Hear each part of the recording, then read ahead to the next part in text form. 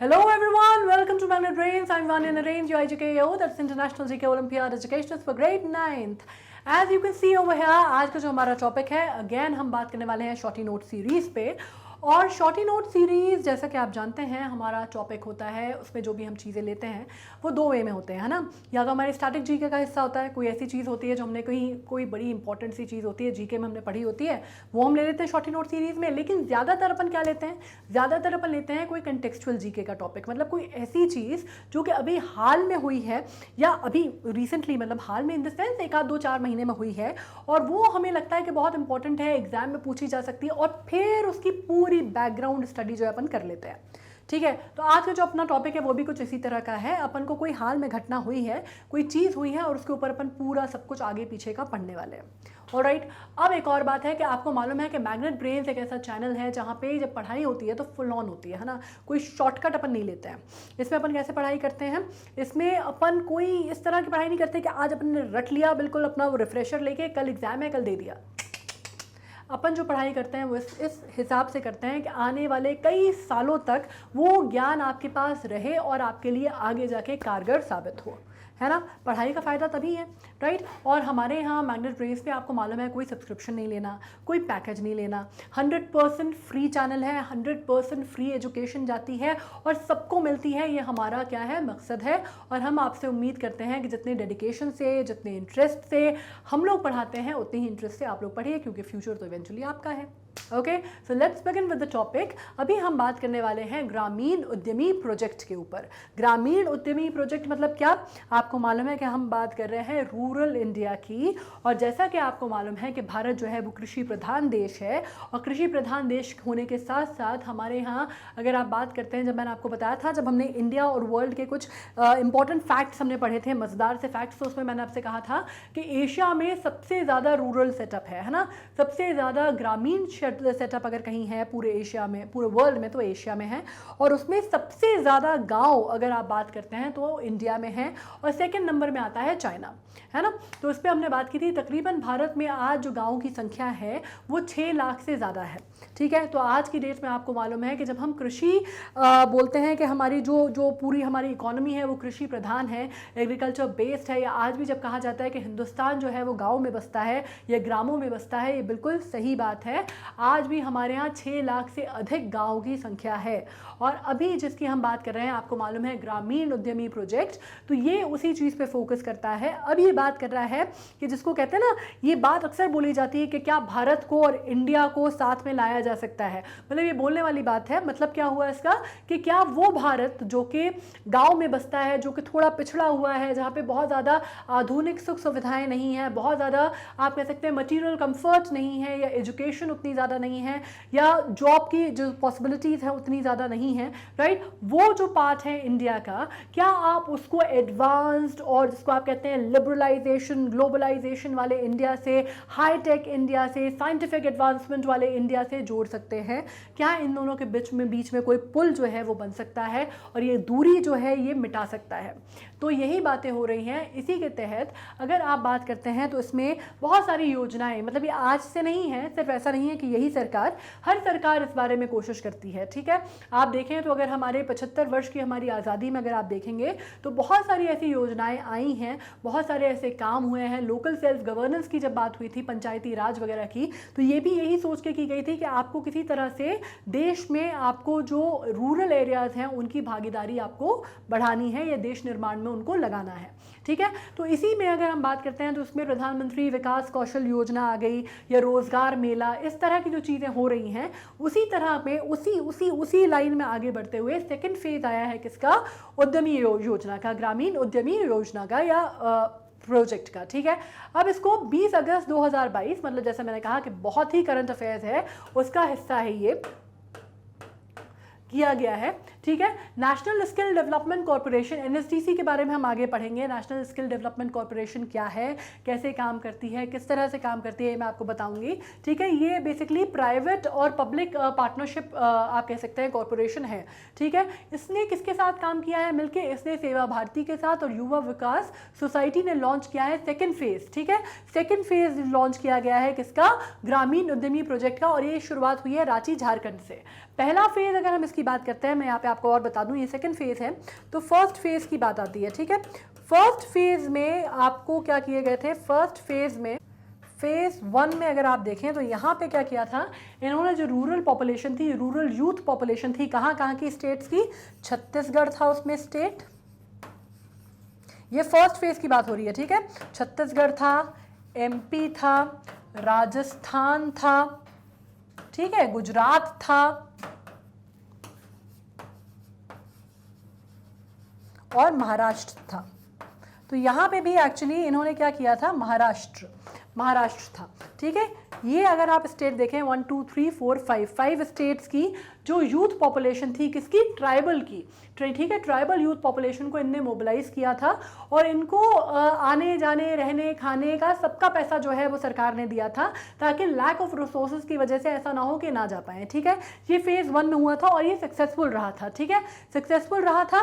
इसी वजह से अब इसमें आप कह सकते हैं कि किस तरह की उनको ट्रेनिंग वगैरह दी जाती है ताकि वो स्किल डेवलपमेंट, मतलब वो अपना रोजगार जो है वो कमा सकें, है ना, अपना कुछ इस तरह से उनके स्किल डेवलपमेंट किए जाए ताकि वो अपना आप कह सकते हैं रोजगार, मतलब उसकी कमाई का साधन बन सके और वो अपना जीवन यापन जो है वो कर पाए। मतलब इसमें किस तरह के आपके किए जाते हैं, जैसे मेसन की ट्रेनिंग दे दी गई, या इसमें क्या गया कि इलेक्ट्रिशियन या सोलर पैनल वगैरह जो होते हैं उनके इंस्टॉलेशन का जो काम है वो सिखाया गया, ठीक है। इसमें ITI वगैरह जो होते हैं उस तरह की ट्रेनिंग आपको दी गई, या आप उसमें कह सकते हैं कि छोटे मोटे काम, प्लम्बिंग की ट्रेनिंग आपको दी गई। तो इस तरह के काम, या आपको 2 व्हीलर रिपेयर करने का जो है उस तरह का काम, जैसे ITI में आप समझते हैं ना, उस तरह की जो ट्रेनिंग है वो उनको मुहैया कराई जाती है, ठीक है। तो ये फेज़ 1 आपको समझ में आ गया। फेज़ 1 जो था वो ये था, इसने काम किया इतने स्टेट्स पे। अब फेज़ 2 जो है वो कहाँ पे हुआ है, इसकी सफलता के बाद फेज़ 2 जो है वो लॉन्च किया गया है और ये किया गया है रांची, झारखंड में, ठीक है। अब यहाँ पे जब हम बात करते हैं, यहाँ पे स्पेशली फोकस किया जा रहा है छत्तीसगढ़ और मध्य प्रदेश से कितने नंबर लिए गए हैं, छत्तीसगढ़ और मध्य प्रदेश से आप मान सकते हैं तकरीबन 450 ट्राइबल स्टूडेंट्स को लिया गया है। ज़्यादातर जो है ये इन्हीं स्टेट्स के हैं, ठीक है, मतलब ज़्यादा नंबर जो है वो छत्तीसगढ़ मध्य प्रदेश का है, बाकी मार्जिनल नंबर दूसरे स्टेट्स का भी आ जाता है। इसमें आप 6 स्टेट्स टोटल ओवरऑल आप बात करें तो 6 स्टेट्स इसमें इंक्लूड किए गए हैं जहाँ पे संख्या ज़्यादा है, ठीक है। मल्टी स्किलिंग प्रोजेक्ट है जो कि फंड, जैसे मैंने कहा, NSDC ने किया है। NSDC हम आगे पढ़ लेंगे और ज़्यादा, पर आप अभी समझ लीजिए कि पब्लिक प्राइवेट पार्टनरशिप है और स्किल डेवलपमेंट कॉरपोरेशन है इंडिया की, ठीक है, नेशनल स्किल डेवलपमेंट कॉरपोरेशन है। तो इससे आप अंदाज़ा ये बस बात का लगा सकते हैं कि जब हम स्किल डेवलपमेंट की बात कर रहे हैं तो ये किस पे फोकस कर रहा है कि आपको किस तरह से भारत को आत्मनिर्भर बनाना है, या उनको स्किल इस तरह की डेवलप करनी है जिससे वो अपना रोजगार हासिल कर सके, रोजगार का कमा सके, है ना, अपने आप में आत्मनिर्भर बन सके, किसी पे डिपेंडेंट ना हो, ठीक है, वो है। अब इसमें 450 ट्राइबल स्टूडेंट्स को चूज किया गया है, 6 स्टेट जैसे मैंने आपको बताया। इसमें फर्स्ट फेज में आप कह सकते हैं झारखंड उन्होंने नहीं लिया था। इस फेज में Maharashtra, Rajasthan, Chhattisgarh, Madhya Pradesh, Jharkhand and Gujarat, first phase में 5 स्टेट थे, ठीक है।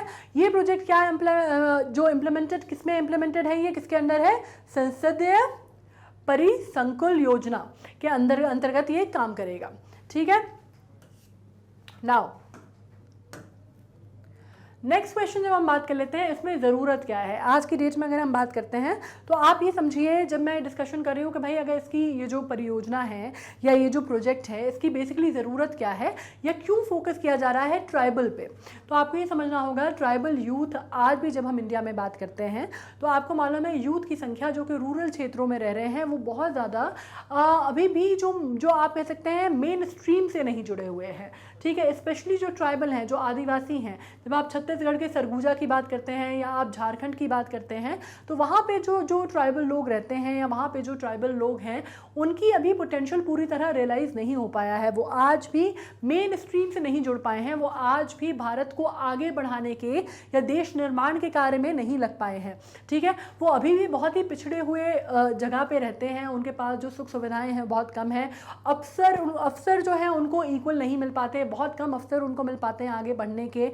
आप उनको कह सकते हैं रोजगार के उनके पास अवसर नहीं है, बहुत ही पर कैपिटा इनकम अगर आप देखें उस क्षेत्र की तो बहुत कम है। मतलब किस हिसाब से कम है कि आपको ये मालूम है कि वहां पे अगर आप एक आदमी की अगर बेसिक आय देखते हैं तो बहुत कम है, जो उसकी पर डे की इनकम है वो काफी कम मानी जाती है। ठीक है, तो आपको ये मालूम है कि अगर आप नेशनल एवरेज के हिसाब से देखते हैं, अगर आप कंट्री का अगर जीडीपी आप काउंट करते हैं, पर कैपिटा इनकम अगर आप देखते हैं, तो हमारा जो नेशनल एवरेज है उसके हिसाब से, बिकॉज वहाँ पे स्किल की और एजुकेशन की, मतलब साक्षरता की और आपको मालूम है शैली की, या कोई चीज़ ऐसी जो आती हो उनको, जो कि उनके लिए हेल्पफुल हो आगे रोजगार कमाने की, वो अवसर उनके पास कम है। ठीक है, वो नॉलेज उनके पास कम है। तो उसके कारण क्या होता है, आप ये कह सकते हैं कि बहुत पुअर डिस्ट्रीब्यूशन है ट्राइबल एरियाज में जब आप बात करते हैं पैसों की, है ना।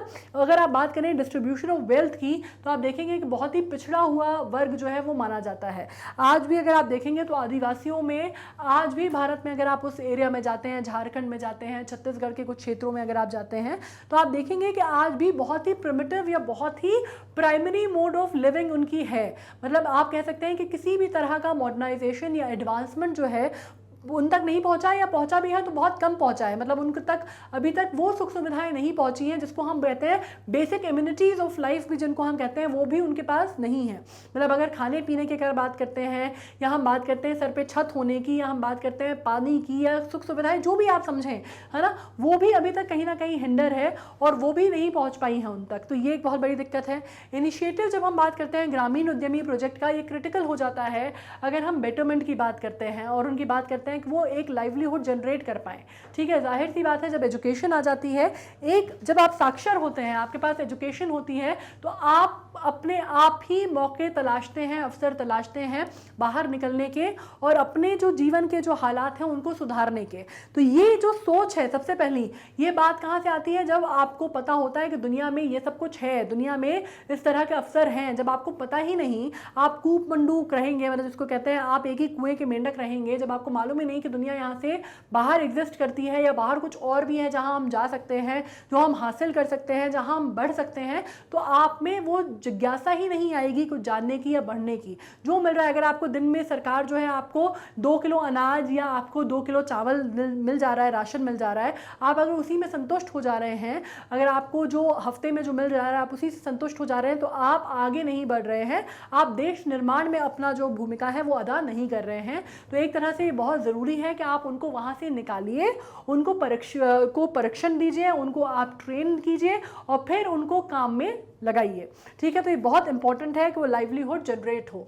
दूसरी बात, अगर हम बात करते हैं हमारे ऑब्जेक्टिव क्या है, सबसे बड़ी बात अगर हम ऑब्जेक्टिव की बात करते हैं तो ये देखा जाता है कि रूरल एंड लोकल इकोनॉमी के लिए बहुत इंपॉर्टेंट है। देश, कोई भी देश अगर आप उसको आगे बढ़ाना चाहते हैं, स्पेशली भारत जैसा देश जो कि इतना विभिन्नता है, जिस देश में जिसमें इतना ज़्यादा, अगर आप बात करते हैं कि बहुत ज़्यादा हर तरह का अगर देखा जाए तो हमारे यहाँ आपको दिखेगी कि हर तरह का मल्टी डायमेंशनलिज्म आपको भारत में दिखेगा। चाहे आप लैंग्वेज की बात कर लें, आप खाने की बात कर लें, आप पहनने ओढ़ने की बात कर लें, आप भाषाओं की बात कर लें, आप हमारे दिनचर्या की बात कर लें, आप हमारे काम की, जिस तरह के हम प्रोफेशन में रहते हैं, आप उसकी बात कर लें, आप मौसमों की बात कर लें, आपको जितना मल्टी डायमेंशनल भारत में दिखेगा उतना नहीं दिखेगा। और जैसा मैं बोलती हूँ कि आपको मालूम है हमारे यहाँ फेडरल फॉर्म ऑफ गवर्नमेंट है। मतलब क्या है, आपको यूनिटरी के साथ साथ फेडरल है, सेंट्रल गवर्नमेंट के हाथ में पावर्स निहित हैं, लेकिन स्टेट्स की भी अपनी अपनी गवर्नमेंट है। हाँ, स्टेट जो है वो आंसरेबल है सेंटर को और सेंटर आंसरेबल है लोकसभा को, ठीक है, पार्लियामेंट को। लेकिन आपको ये मालूम है कि हमारे यहाँ कुछ पावर्स स्टेट के पास निहित हैं और ज़्यादा पावर्स जो हैं वो सेंट्रल के हाथ में है। ठीक है, और स्टेट में और सेंट्रल में कई बार अलग अलग गवर्नमेंट्स भी काम करती हैं। तो आपको मालूम है कि जब हम बात करते हैं डिसेंट्रलाइजेशन पावर जो है इंडिया में काफ़ी ज़्यादा उसको आपको देखने को मिलेगा। जब हम बात करते हैं जैसे सेंटर है, उसके बाद स्टेट आ जाता है, उसके बाद आपको मालूम है कि डिस्ट्रिक्ट्स आ जाते हैं, फिर आपको मालूम है लोकल गवर्नेंस में अगर आप बात करें तो फिर ग्राम पंचायत आ जाती है, फिर आपको पंचायत आप जानते हैं, समिति आप जानते हैं, फिर आपको म्युनिसिपल आपको समझ में आता है। तो हमारे यहाँ डिसेंट्रलाइजेशन ऑफ पावर है एक तरह से। और आपको मालूम है कि ये सब जो है जो काम करते हैं हर लेवल पे, जो इकोनॉमी काम कर रही है वो किसको काम कर रही है, वो building up of a nation. ठीक है, तो आपको मालूम है कि अगर आप स्थानीय तौर पे अगर इकोनॉमी को आप स्ट्रॉन्ग बनाएंगे, अगर आप लोकल लेवल पे चीज़ों को स्ट्रेंथन बनाएंगे, तो आपको मालूम है कि लॉन्ग रन में या इन अ बिगर डील ऑफ थिंग्स, जब block will fall in place, तो आपको पता चलेगा कि आप देश को भी मजबूती दे रहे हैं, आप अपने स्टेट को, अपने देश को मजबूती दे रहे हैं। ठीक है, आपकी rural and local economy strong होगी। Rural and local economy strong होने के बाद आपको मालूम है एडवांसमेंट, डेवलपमेंट हर तरह का, चाहे वो इंफ्रास्ट्रक्चर का डेवलपमेंट हो, चाहे वो जो एजुकेशनल सेंटर्स हो उनका हो, चाहे मेडिसिनल फैसिलिटीज़ हो उनका हो, हर तरह से आप उसको आगे बढ़ा सकते हैं। जैसे आपने भक्ति शर्मा का नाम सुना होगा, है ना, या फिर वो एक बंदी है जिसका मैं नाम भूल रही हूँ, जो सरपंच है, काफ़ी यंग, भक्ति शर्मा भी सरपंच है, एक और सरपंच है जिसका मैं नाम भूल रही हूँ, उसका नाम मेरे दिमाग से एकदम उतर गया।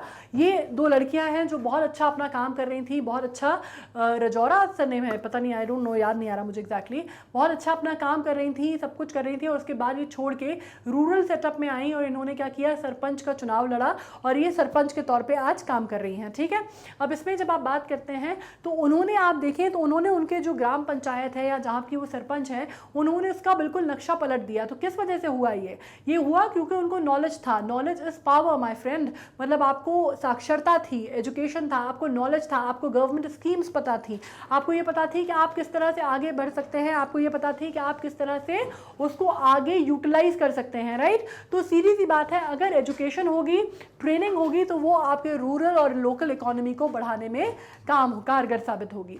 उसके अलावा एम्प्लॉयमेंट अपॉर्चुनिटीज़, आपको मालूम है कि अगर हम इंडिया में शहरों की बात करते हैं तो 6 लाख हमारे पास गांव हैं, लेकिन शहर हमारे पास इतने नहीं हैं। तो अगर जितने भी लोग हैं, अगर गांव काम की तलाश में या रोजगार की तलाश में या अपना पेट भरने के लिए या परिवार चलाने के लिए अगर सब जो है वो शहरों की तरफ आने लगेंगे, तो आप समझिए कितना डिसबैलेंस हो जाएगा। ठीक है, आपको शहरों के जो रिसोर्सेज हैं वो स्कार्स पड़ने लगेंगे, गाँव के जो रिसोर्सेज हैं वहाँ पे ऑब्वियसली वो गाँव जो है, लोग अगर यहाँ पे पलायन करने लगेंगे, माइग्रेट करने लगेंगे, तो गाँव जितना पिछड़ा है और पिछड़ा होता जाएगा। डिसबैलेंस ऑफ, आपको मालूम है डिस्ट्रीब्यूशन जो है वो फेयर नहीं होगा, तो बहुत ज़्यादा दिक्कतें आगे के समय में हमें आ सकती हैं। तो हमें क्या करना पड़ेगा, हमें स्थानीय ये चीज़ से बचने के लिए कि लोग पलायन ना करें, माइग्रेट ना करें, उनको अपने एरिया में, अपने क्षेत्र में ही उनको पर्याप्त रोजगार के अवसर मिले, उनको जो उनका लालन पोषण जो भी करना है, जो सुख सुविधाएं हैं वो उनको मिले। उसके लिए हमें ये चीज़ इंश्योर करनी पड़ेगी कि वहाँ पे उनको उतनी ही अपॉर्चुनिटीज़ प्रोवाइड कराई जाए, या वहाँ पे भी उनको उसी तरह का एक कह सकते हैं कि आपको एक आयाम दिया जाए। कोई भी आदमी शौक से अपना घर छोड़ के किसी और जगह पे जाके नहीं बसता, उसकी मजबूरी होती है, उसको कमाना होता है ना, उसके पास वो अवसर नहीं है, वहाँ पे कोई चीज़ है नहीं, तो आपको ये वहाँ पे कोई चीज़ नहीं है, ये चीज़ आपको पूरी करनी है और आपको वहाँ पे उनके लिए पूरे अवसर जो है वो प्रदान करने हैं, उसके तहत ये काम किया जा रहा है। ठीक है, ऑब्जेक्टिव ये है। दूसरी बात, तीसरी बात जब हम करते हैं, force migration due to lack of local opportunities, ये तो मैंने बता दिया कि आपको मालूम है कि जब हम बात कर रहे हैं कि लैक ऑफ अपॉर्चुनिटीज़ की वजह से क्या होता है, फोर्स माइग्रेशन होता है। आपको मालूम है जत्था के जत्था लोग जो हैं वो बाहर जाते हैं। अभी कोविड के टाइम पे आपने देखा था, जब कोविड में लॉकडाउन लगा था, सोनू सूद के बारे में कितनी ज़्यादा बात चली थी कि उन्होंने बसेस से लोगों को अपने घर भिजवाया। कितना ज़्यादा, इतने बड़ा महामारी होने के बाद, पैंडेमिक में कितने, मतलब लाखों की संख्या में, हज़ारों की संख्या में लोग सड़क पर उतर गए थे, क्योंकि उनको मालूम था कि बिना रोजगार की, वो लोग थे जो कि डेली वेज अर्नर थे, ये वो लोग थे जिनको मालूम है कि उद्योग वहाँ के बड़े बड़े बंद हो गए थे, तो ये अपने घर लौटना चाहते थे, क्योंकि ये जानते थे कि उन शहरों में अब ये सर्वाइव नहीं कर पाएंगे बिना पैसे के। ठीक है, तो इनकी मजबूरी थी, इनको अपनी जान का जोखिम उठा के, इनको ये मुसीबत लेके कि चलो महामारी में हम बचे या मरे या जो भी हो, कम से कम आप अपने घर पहुँच जाएं, क्योंकि यहाँ तो हम भूख प्यास से मर जाएंगे। ठीक है, तो ये जो चीज़ थी ना कि ये क्यों आए थे, ये बेचारे लोग, जो गरीब लोग थे, अमीर लोग नहीं मरते इसमें, ये जो गरीब लोग थे बेचारे क्यों पैदल जा रहे थे या सड़कों पे क्यों जा रहे थे दुनिया भर का जो रोक टोक था, कर्फ्यू लगा हुआ था, उसके बावजूद, क्योंकि इनको उनके घर पहुंचना ज़रूरी था। ये जानते थे कि अपने घर पहुंच जाएंगे तो वहाँ ये सुरक्षित रहेंगे, कम से कम यहाँ पे इनको खाना पीना भी नहीं मिलेगा। तो ये जो सोच है, आप सोचिए कि कितना एक तरह से झंझोर के रखने वाला वो सीन था, जब वो दिखाई दे रहा था कि कर्फ्यू लगा हुआ है, पुलिस उनको हटाने की कोशिश कर रही है, सड़कों पे लोग उतरे हुए हैं और वो घर जाने की कोशिश कर रहे हैं, छोटे छोटे बाल बच्चों को लेके लोग जा रहे हैं, प्रेग्नेंट महिलाएं हैं, बुजुर्ग लोग हैं, चल रहे हैं। कितने लोगों के बारे में आया कि वो घर पहुंचने से पहले ही रास्ते में उन्होंने अपना दम तोड़ दिया, है ना। तो ये चीज़ें आपको समझनी है कि इस तरह की जब घटनाएं होती हैं तो इससे हमें बहुत बड़ा सबक ये मिलता है कि आपको इन लोगों के लिए, ये जो लोग हैं जो अपना घर छोड़ के वहाँ आ रहे हैं, जो आपकी कारखाने कारखाने चला रहे हैं, जो आपकी बड़ी बड़ी फैक्ट्रीज चला रहे हैं, उनके लिए आप उनके घर में कम से कम अपॉर्चुनिटीज़ इतनी तो लाइए कि वो अपना रहना, अपना खाना पीना, अपने परिवार को इज्जत से पाल सके। ठीक है, ये एक और बहुत बड़ा कारण है इसका। आप नेचुरल रिसोर्सेज को कंजर्व करना चाहते हैं, आपके जो भी नेचुरल रिसोर्सेज हैं आप उनको भी बचाना चाहते हैं, आप उनको कंजर्व करना चाहते हैं, आप ड्रेन नहीं करना चाहते अपने नेचुरल रिसोर्सेज को। और दूसरी बात आप क्या करने वाले हैं, आप डिस्ट्रीब्यूशन जो है, जो डिसबैलेंस हो रहा है डिस्ट्रीब्यूशन ऑफ पॉपुलेशन का, आप उसको रोकना चाहते हैं। आप डेमोग्राफिक डिवाइड जो है उसको मेंटेन करना चाहते हैं। ऑलराइट, ये ऑब्जेक्टिव हो गए। अब जब हम इम्पैक्ट की बात करते हैं इम्पैक्ट क्या है, ठीक है, अब जब हम बात कर रहे हैं कि इसका इम्पैक्ट क्या होगा या हमें लगता है कि इसके आगे के क्या आयाम है इसको लेके, तो पहली बात ऑगमेंट स्किल ट्रेनिंग, मतलब क्या, it will help you augment skill training in tribal communities for inclusive and sustainable growth. मतलब क्या आपको मालूम है, जब हम सस्टेनेबल ग्रोथ की बात करते हैं या हम सस्टेनेबल ग्रोथ डेवलपमेंटल ग्रोथ के हमारे जो आपको मालूम है, मैंने इस पे एक शॉर्टी नोट सीरीज भी किया हुआ है और इसके अलावा हमने बात भी की थी कि पंचायती राज सिस्टम में भी, या अगर आपको मालूम है पंचायत में भी हमारे जो ये UN ने जो हमें सस्टेनेबल डेवलपमेंट गोल्स दिए हुए हैं, इसके साथ हम मिलकर काम करना चाहते हैं या हम उसको पूरा करना चाहते हैं। ठीक है, इसमें augmenting skills training in tribal communities, ताकि उनकी सस्टेनेबल ग्रोथ हो। सस्टेनेबल ग्रोथ से मतलब हम ये समझते हैं कि आज जो हम ग्रो कर रहे हैं वो at the cost of future नहीं कर रहे हैं। ठीक है, मतलब हम जो अपने रिसोर्सेज इस्तेमाल कर रहे हैं वो हम आने वाली जनरेशन या आने वाले फ्यूचर को ताक पे रख के नहीं कर रहे हैं, और वो ग्रोथ जो है वो एक जैसी रहेगी, over the period of time रहेगी। ऐसा नहीं होगा कि ग्राफ जैसे नहीं जाएगा कि वो ऊपर गया, शूट किया और वो नीचे आया धड़ाम से, ये नहीं होगा। ठीक है, तो ये चीज़ है कि हम उनको आगे बढ़ाएं, कम्युनिटीज़ को, ट्राइबल कम्युनिटीज़ को हम इंक्लूसिवली इन्वॉल्व करें चीज़ों में, और सस्टेनेबल ग्रोथ के लिए हम उनकी काम करें। ठीक है, इकोनॉमिक एम्पावरमेंट की अगर हम बात करते हैं, इकोनॉमिक एम्पावरमेंट मतलब it will provide economic empowerment to tribal population across the country. जाहिर सी बात है कि जब लोग साक्षर होंगे, आत्मनिर्भर होंगे, पैसा अपना खुद कमा सकते हैं, रोजी रोटी अपनी खुद कमा सकते हैं, 2 समय का खाना खा सकते हैं, अपने बच्चों को साक्षर बना सकते हैं, पढ़ा लिखा सकते हैं, तो वो इकोनॉमिक एम्पावरमेंट होगा उससे देश का और उस कम्युनिटी का। और जाहिर सी बात है जहाँ पे सिटीजन, जिस देश के सिटीजन एम्पावर्ड होते हैं वो देश भी एम्पावर्ड होता है। ठीक है, होलिस्टिक डेवलपमेंट मतलब ओवरऑल डेवलपमेंट, किसी भी चीज का पूरा development. It will prove the game changer for the tribal communities of Jharkhand and will extend the right opportunities for them to stand on their own feet. It will ensure their holistic development to make them self reliant and contained within their respective geographies. अब ये झारखंड का हमने नाम इसलिए लिया है क्योंकि second phase में झारखंड पे फोकस ज्यादा किया गया है ना। तो आपको मालूम होना चाहिए होलिस्टिक डेवलपमेंट मतलब ओवरऑल, हर तरह से पूरा डेवलपमेंट है ना, किसी एक क्षेत्र में ना होकर ओवरऑल उनकी पर्सनालिटी से लेके, उनके इंफ्रास्ट्रक्चर से लेके, उनके एजुकेशन से लेके, उनकी पढ़ाई लिखाई से लेके सब कुछ आप ये कह सकते हैं ये गेम चेंजर प्रूव हो सकता है। मतलब ये इतनी सही टेक्निक हो सकती है, इतना सही प्रोजेक्ट हो सकता है कि आप कहें कि पूरी तरह से स्पिन करके रख दे गेम को। ठीक है, मतलब बाजी ही पलट दे। जो चीज़ें आज की डेट में हम जिनको पिछड़ा बोल रहे हैं, हो सकता है कि अगर हम इसको सही तरह से इंप्लीमेंट कर पाए और सही तरह से कारगर हुआ तो हो सकता है ये पूरा का पूरी बाजी पलट दे और गेम चेंजर के तौर पे काम करे। ठीक है, इसमें आप कह सकते हैं एक्सटेंड कर सकता है right opportunities to them to stand on their own feet, मतलब आपको आत्मनिर्भर बना सकता है, साक्षर बना सकता है, और आपको कमाने में, आपको जो चीज़ें आपके पास नहीं थी, जो हो सकता है जो सुविधाएं आपके पास, जो चीज़ें आपके पास थी, उनको ये सोचें कि आपके पास जो टेक्निक्स थी आपके पास, या आपके पास कहा जाता है कि अगर दलिया बनाने की टेक्निक में मान लूँ, ठीक है, आपको दलिया बनाना आता है, बहुत सुंदर दलिया आपको बनाना आता है, लेकिन उस दलिया को आप अगर झारखंड में बनती है वो दलिया और अगर आप उसको वहीं के वहीं बेचेंगे तो जाहिर सी बात है उसमें पैसा नहीं कमा सकते, क्योंकि हर आदमी को वो आता है और इतनी ईजिली अवेलेबल है वो। ठीक है, अगर आप इसमें स्किल डेवलपमेंट के थ्रू वो दलिया बना के अगर आपने ट्रेन कर दिया कुछ लोगों को और उनको ये समझ में आ गया कि यार ये दलिया जो हमने यहाँ बनाई है, जो हम लोकली कितने में बेच रहे हैं, 10, 20, 50 रुपए में बेच पा रहे हैं, ये दलिया अगर इतनी सुंदर दलिया अगर हम बना के हम दिल्ली बंबई के मार्केट में ले जाए या बड़े शहरों में ले जाए, या इनको अगर हम ये हथकरघा की जो एग्जीबिशंस लगती है वहाँ ले जाएं, या हैंडलूम जो कहते हैं आपके जो पोर्टल्स हैं उस पर डाल दें, तो हम इसमें कई ज़्यादा रुपए कमा सकते हैं, है ना। इसको हम थोड़ा सा एडवर्टाइज कर दें, इसको हम मार्केट कर दें, अगर आपको वो अगर आपने चीज़ें समझा दी कि आप जो आपके पास है ऑलरेडी उसको आप कैसे प्रमोट कर सकते हो, तो ये भी एक अपने आप में बहुत इंपॉर्टेंट साबित होगा, कदम साबित हो सकता है, ठीक है। वो इनको सेल्फ रिलायंट भी बनाएगा, उनकी कमाई के जरिए भी खोलेगा, ठीक है। ये चीज़ें कहीं और भी जाएगी, प्रसिद्धि भी दिलाएगा उनको, और लोग उनको ज़्यादा पहचानेंगे भी, और जाहिर सी बात है कि कमाई तो होगी ही, ठीक है। तो आप उनको कह सकते हैं कि अपनी रिस्पेक्टिव ज्योग्राफी में रहकर भी वो बहुत कुछ कमा सकते हैं, कर सकते हैं, ये चीज़ उनको सिखाएगी, ठीक है। अब जैसे मैंने कहा था कि हम एनएसडीसी के बारे में मैं आपको बता दूं, तो एनएसडीसी का लोगो है जिसका नाम है नेशनल स्किल डेवलपमेंट कॉर्पोरेशन, ये हम बात कर चुके हैं। नॉन प्रॉफिट कॉर्पोरेशन है, ठीक है, प्रॉफिट पब्लिक लिमिटेड कंपनी है, जो कि इनकॉर्पोरेट कब की गई थी, जुलाई 31, 2008 में की गई थी, सेक्शन 25 के अंतर्गत, ठीक है। कंपनीज एक्ट जो कि 1956 में है, corresponding to section act of the companies act. अब एनएसडीसी का जो है ये ministry of finance as public private partnership, ये मैं आपको बता चुकी हूँ, पब्लिक प्राइवेट पार्टनरशिप पे काम करती है, जिसको हम PPP मॉडल या PPP मॉडल कहते हैं, ठीक है। इसमें अगर हम बात करते हैं तो मिनिस्ट्री ऑफ स्किल डेवलपमेंट पे, इसमें आप देख सकते हैं यहाँ पे लिखा हुआ है government of India through ministry of skill development and entrepreneurship, ठीक है, MSDE के अंतर्गत ये 49% जो है इंडियन मिनिस्ट्री जो है गवर्नमेंट ऑफ इंडिया इसमें शेयर्स होल्ड करती है, ठीक है। शेयर कैपिटल एनएसडीसी का जाता है, जबकि प्राइवेट सेक्टर जो है इसका बैलेंस 51% जो है वो शेयर कैपिटल होल्ड करती है, तभी इसको PPP मॉडल में किया जाता है, ठीक है। तो सरकार की आप कह सकते हैं कितनी है, 49% है, बाकी प्राइवेट प्लेयर्स की 51% है।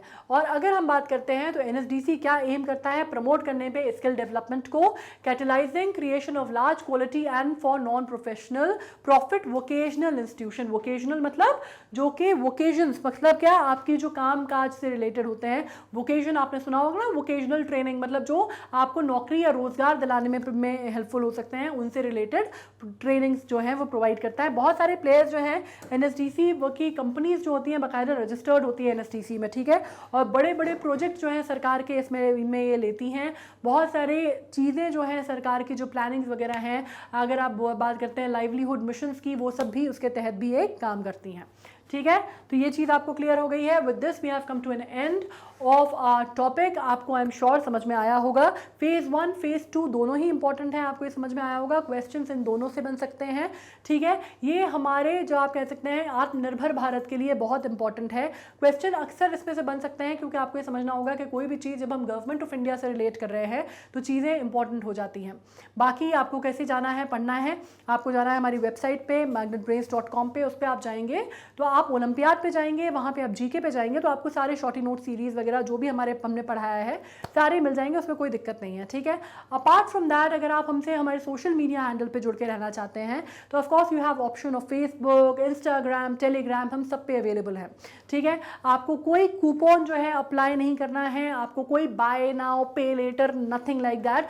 100% फ्री चैनल है, आपको सब कुछ मिलेगा बिल्कुल फ्री ऑफ कॉस्ट। हमारा बेसिकली पैसे कमाने का या पैसे बनाने का आपको पढ़ा के मुद्दा या इंटेंशन है ही नहीं, ठीक है। तो आप ये समझ सकते हैं कि जो भी पढ़ाई आप करेंगे, चाहे अभी आप IGQ के लिए पढ़ रहे हैं, चाहे आपको जो आपकी रेगुलर पढ़ाई करनी है, चाहे वो CBSE हो, आप देख पा रहे हैं स्पोकन इंग्लिश हो, सब कुछ आपको यहीं मिल जाएगा। तो कहीं पे भी जाने की, भटकने की, खूब सारे पैसे खर्च करने की ज़रूरत नहीं है, ठीक है। बाकी YouTube पे भी हमारा चैनल चलता है, आपको मालूम है, और इसी तरह से प्लेलिस्ट मिल जाएगी, तो कोई दिक्कत आपको उसमें भी नहीं होगी। कोई अगर दिक्कत लग रही हो कमेंट सेक्शन में लिख सकते हो, I will try to get back to you. On this note I am signing off, thank you so much.